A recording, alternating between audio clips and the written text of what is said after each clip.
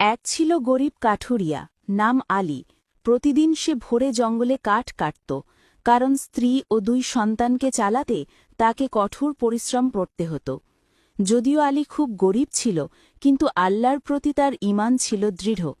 একদিন কাঠ কেটে ফেরার পথে সে রাস্তার ধারে কাঁপতে থাকা এক অন্ধ বৃদ্ধকে দেখল। বৃদ্ধের হাতে একটি মাটির পাত্র ছিল। তিনি দুর্বল কণ্ঠে বললেন, আমার সামান্য টাকা আছে, কিন্তু আমি চোখে দেখি না এবং খুব পিপাসার্ত। কেউ যদি আমাকে একটু জল পান করায় এবং নিরাপদ জায়গায় পৌঁছে দেয়, আল্লাহ তাকে উত্তম প্রতিদান দেবেন।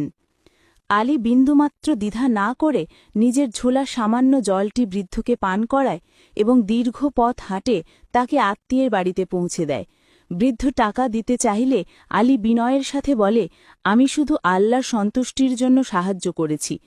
বাড়ি ফিরে আলী অবাক হয়ে দেখল স্ত্রী খুশি। সে জানাল, এক অপরিচিত লোক এসে বাগানে কাজ করার আগাম মজুরি দিয়ে গেছে, আজ আমাদের খাবার চিন্তা নেই। আলী তখন বুঝল তার সৎকার প্রতিদান আল্লাহর সঙ্গে সঙ্গে দিয়ে দিয়েছেন। সে চোখ ভিজিয়ে শুকরিয়া আদায় করল। শিক্ষা, যে আল্লাহর জন্য করে, আল্লাহ তাকে কখনো নিরাশ করেন না।